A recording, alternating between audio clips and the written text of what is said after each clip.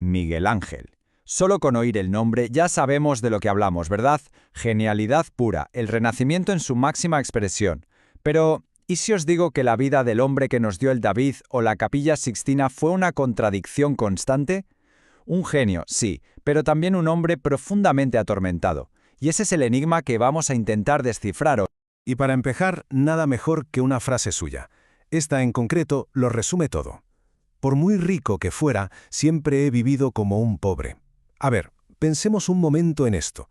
¿Cómo es posible que uno de los artistas más ricos y cotizados de la historia viviera como un ermitaño? Esa es la pregunta clave, el hillo del que vamos a tirar. Bien, para intentar entender a este personaje tan complejo, vamos a recorrer su vida en 5 etapas. Veremos desde su carácter, que ya os adelanto que era complicado, hasta su infancia, sus grandes obras y su solitaria vejez. Venga, pues empezamos por el primer punto, que es quizá el más llamativo, el contraste brutal entre la fortuna que llegó a amasar y cómo vivía en su día a día. Vamos a intentar ver quién era Miguel Ángel cuando no estaba dándole al cincel.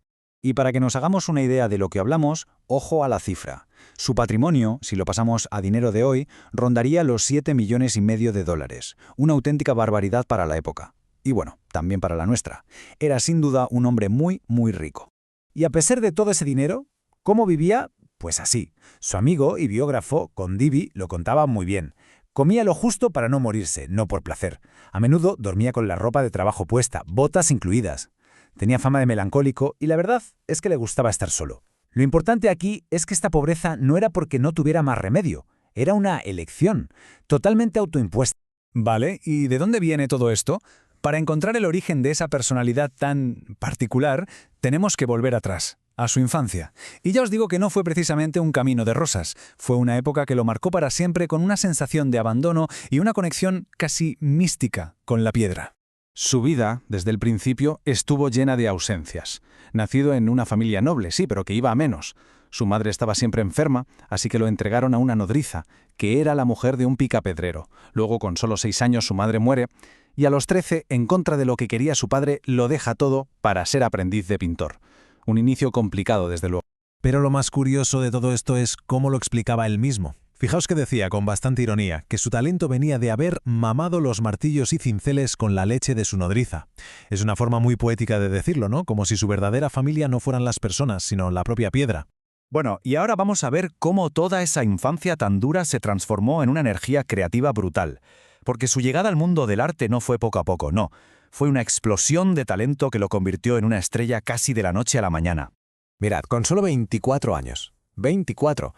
Hizo esta maravilla La Piedad. Él no solía firmar sus obras, pero esta es la gran excepción. ¿Por qué? Pues porque escuchó a unos visitantes decir que la escultura era de otro artista. Se enfadó tanto que esa misma noche se coló en la basílica y grabó su nombre bien grande en la cinta del pecho de la Virgen. Un gesto de orgullo que deja claro que él sabía perfectamente lo bueno que es. Y justo después de esto, le llega el desafío de su vida. Le encargan hacer un David, pero con una trampa. Tenía que usar un bloque de mármol gigantesco que llevaba 40 años abandonado en un patio. Otros 2 escultores ya lo habían intentado y básicamente lo habían destrozado. Lo daban por perdido. ¿Y qué hizo él con ese trozo de mármol inútil? Pues esto, el David. Y lo terminó con solo 25 años. ¡25! Una auténtica proeza que lo catapultó directamente al estrellato. Se convirtió así de golpe en el artista más famoso de toda Italia. Claro, con esa fama, ¿quién le contrata? Pues los más poderosos del mundo, los papas. Pero estos encargos, que parecían un honor, se convirtieron en una auténtica jaula de oro. Mucha presión, muchas rivalidades, un verdadero tormento personal. El mejor ejemplo de esto es la tumba del Papa Julio II. Iba a ser su gran obra, algo monumental, pero se convirtió en una pesadilla que duró 40 años. 40. Interrupciones, cambios de diseño, problemas de dinero. Él mismo la llamó la tragedia de mi carrera. Con eso está todo dicho.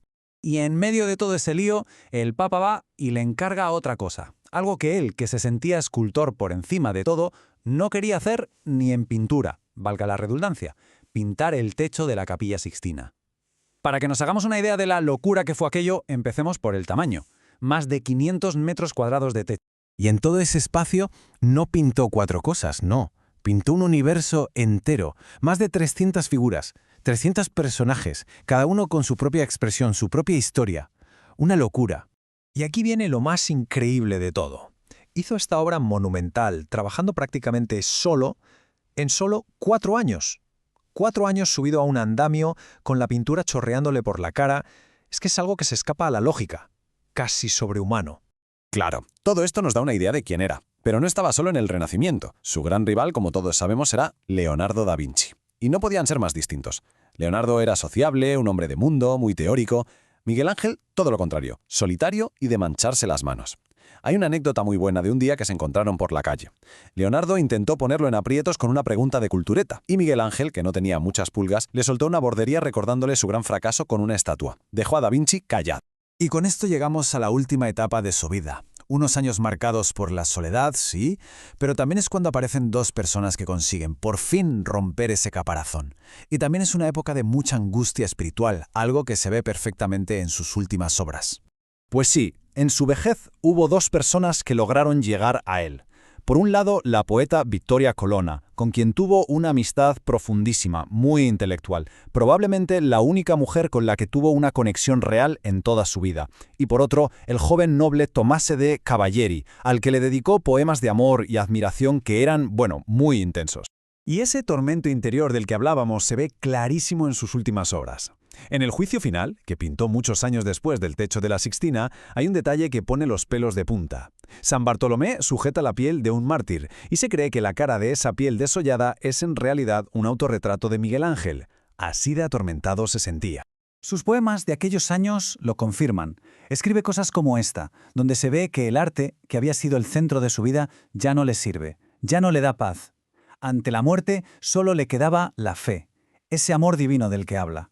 Y este sentimiento se ve literalmente en sus últimas esculturas. Ya con más de 80 años, se puso a esculpir varias piedades que quería para su propia tumba. Pero en un arrebato de rabia, de desesperación con el mármol, o consigo mismo, quién sabe, cogió un martillo y destrozó una de ellas. Las que nos han llegado están sin terminar. Son un testimonio brutal de su lucha final.